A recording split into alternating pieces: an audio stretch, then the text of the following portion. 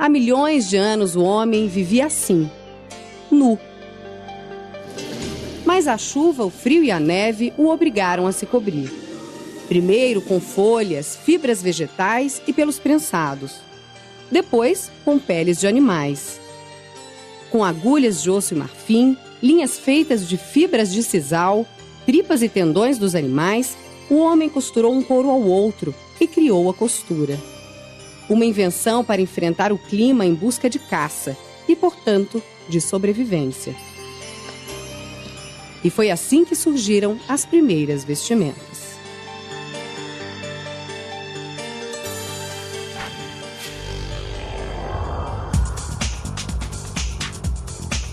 Hoje a roupa desfila em passarelas, está nas vitrines das lojas, em shoppings, supermercados, está nas ruas. Une a utilidade à estética e conta com costura tecnologicamente avançada, com equipamentos e materiais de última geração.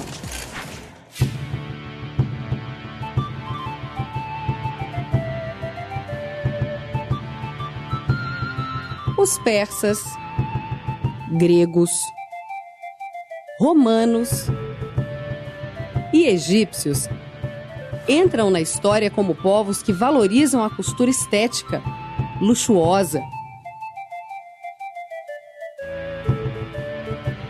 E tudo feito à mão.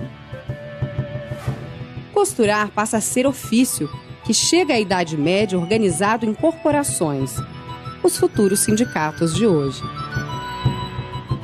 Durante a Idade Média, os artesãos, essas pessoas especializadas que vão produzir os tecidos e vão produzir as roupas, né, os primeiros alfaiates, eles se organizam em corporações de ofício. O conhecimento do ofício, nessas corporações de ofício, passava por um sistema de mestre e aluno, muitas vezes de pai para filho também, isso é muito comum, é um conhecimento que vem pela prática.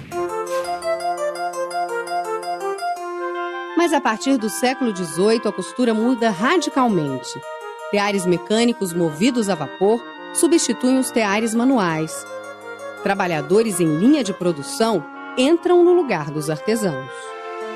O trabalho do artesão, com a Revolução Industrial, ele precisa também se adaptar. Primeiro ele tem que ser capacitado para lidar com aquelas máquinas, com aquela nova realidade. Então esse artesão que antes tinha um domínio total do seu mecanismo de trabalho, das máquinas que estavam à sua disposição, agora ele é uma pequena parte de um todo que é muito grande. O ritmo de trabalho agora é outro, mais ágil. Mais produtos saem das máquinas e vão para o mercado. A Revolução Industrial ela vai causar um impacto muito grande, tanto na costura quanto na prática, né, de produzir vestuário, que é a produção de têxtil em escala, e esse têxtil vai se acumulando, então a gente começa a precisar justamente a desenvolver alguma maneira de dar vazão para isso. E aí é necessário inventar uma máquina para costurar a roupa também numa rapidez maior.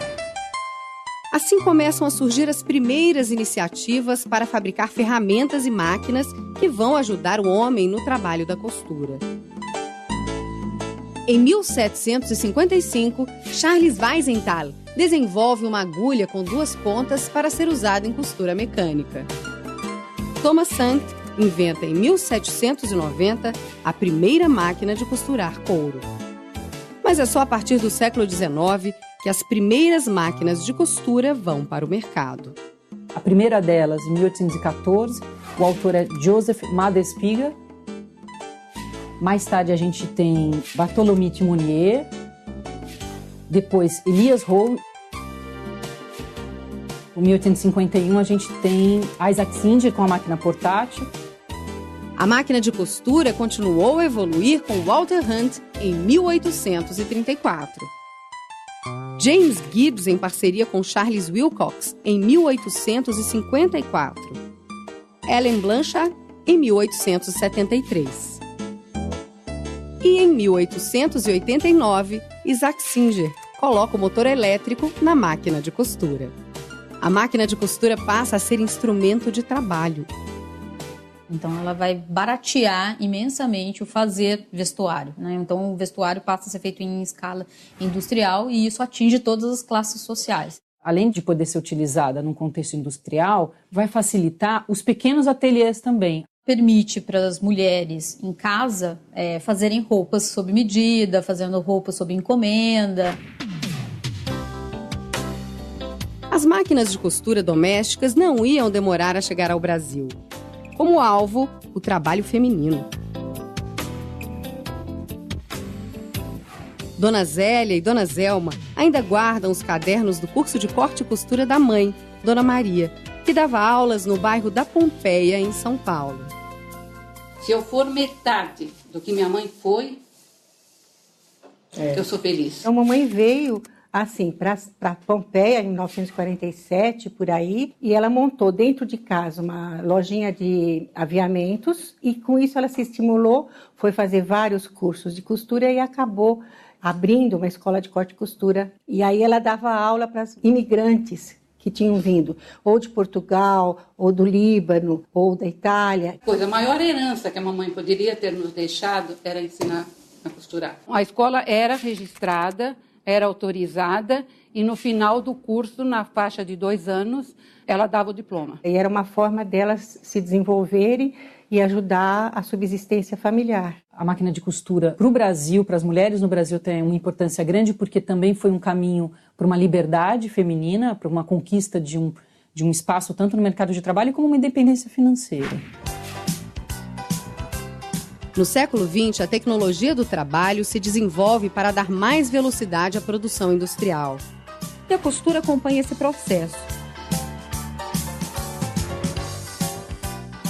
A necessidade de uma produção em maior escala e uma produção de maior qualidade, cada vez mais uma demanda de qualidade, fez com que a indústria investisse pesado nas máquinas cada vez mais especializadas para tipos de trabalho. Ela basicamente é desenvolvida inicialmente para fazer costura reta. Todas as outras máquinas, né, como overlock, interlock, elas são feitas e desenvolvidas a partir do século XX. Cada vez mais com informática, cada vez mais com o uso desse universo virtual. Mas mesmo na escala pequena, para as costureiras, que a gente diz costureiras de bairro, as máquinas de costura hoje elas já são um pouco informatizadas, tem um computadorzinho. Então elas fazem zigue-zagues de diversos tipos, caseados, elas pregam botões, elas fazem quase todas as operações que numa fábrica seria feito por distintas máquinas em distintas operações. Só que tudo concentrado numa só. As linhas e os tecidos também tiveram um grande salto em tecnologia. Tanto que hoje até o plástico das garrafas PET vira tecido. E tecido bom. Tão bom que até a seleção brasileira na Copa do Mundo de 2010 jogou com camisetas feitas de material reciclado. Hoje, cada vez mais o desafio é pensar em novas formas, em novas fórmulas, né, também para desenvolver têxteis que não tenham impacto, né, de tingimentos muito pesados, de tratamentos e limpezas muito pesadas, quimicamente falando, né, para não ter impacto ambiental. É muito mais fácil costurar hoje em dia, a gente tem muito mais recursos, as ferramentas melhoraram muito, as máquinas, a qualidade das máquinas mudou drasticamente, elas têm mais funções que facilitam a vida de quem costura.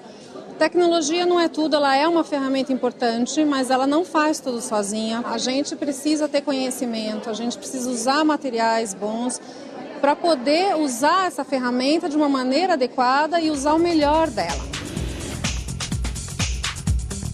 Tá certo, bonito e bem feito. E sempre de olho nas novidades. Porque a costura está sempre inventando moda, não é mesmo?